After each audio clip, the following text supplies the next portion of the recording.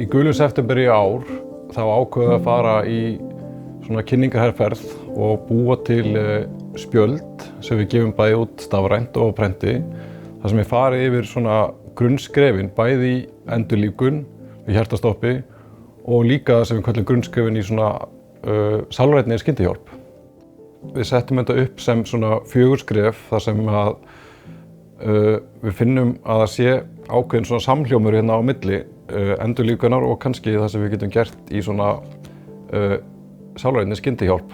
En fyrsta skrefið í samtali við einhvern sem við teljum að sé að glíma við erfiðleika, sé í einhverju andlegri vanlíðan, jafnvel með sjálfsvígshugsanir, er að bara taka eftir því hvort að það sé eitthvað sem bendir til þess að einstaklingur sé að glíma við einhverju andlega vanlíðan eða sé með sjálfsvígshugsanir.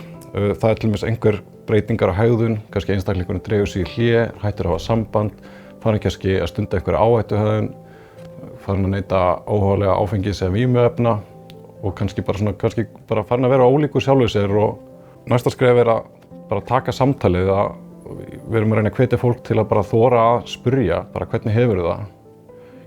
Geturðu sagt mér hvernig þér líður?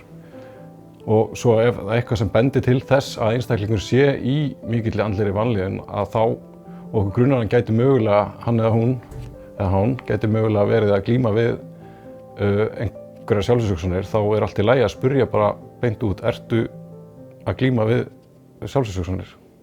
Ef það kemur í ljós, þá viljum við geta verið til staðar og bent fólki á hvert það getur leitað og þess vegna setjum við það fram hérna sem 3. punktinn og erum hérna með QR-kóða á spjalduna þar sem við erum með upplýsingar hvað hjálp er hægt að fá.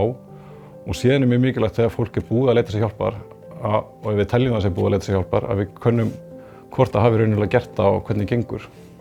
Við getum öll fengið sjálfsvígshugsanir einhvern tímann á ævinni og það er engin aldurshópur eða þjóðfélagshópur þar undanskilinn. Þegar við fáum slíkar hugsanir þá er mjög mikilvægt að við þorum að segja einhverjum frá því og að við sem stöndum nærri séum tilbúin að spyrja ef okkur grunar einstaklingar séu með slíkar hugsanir. Og þegar slíkar hugsanir er farin að þróast kannski út í það að við erum byrjuð að hugsa leiðir til að deyja eða eitthvað, þá er komin klár viðvörunarmerki og við þurfum að leita okkur hjálpar.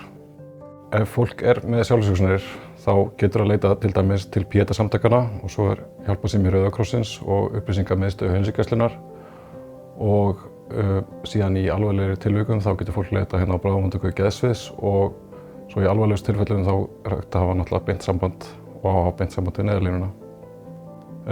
Hugmyndin að gera þessi spjöld kviknaði í undirbúningshópnum í ár að sænskri fyrirmynd þar sem þau hafa gefið út svona spjöld með einmitt endurlífgun á öðrum megin og hérna svona sálrænni skyndihjálp hinum megin. Fólk getur nálgast þetta til dæmis hérna á Geðþjónustu Landspítalans og svo er þetta á netinu. Ef fólk vill dreifa þessu á sínum vinnustöðum til dæmis eða starfsstöðum þá er hægt að hafa samband við embætti landlæknis og fá spjöld þar.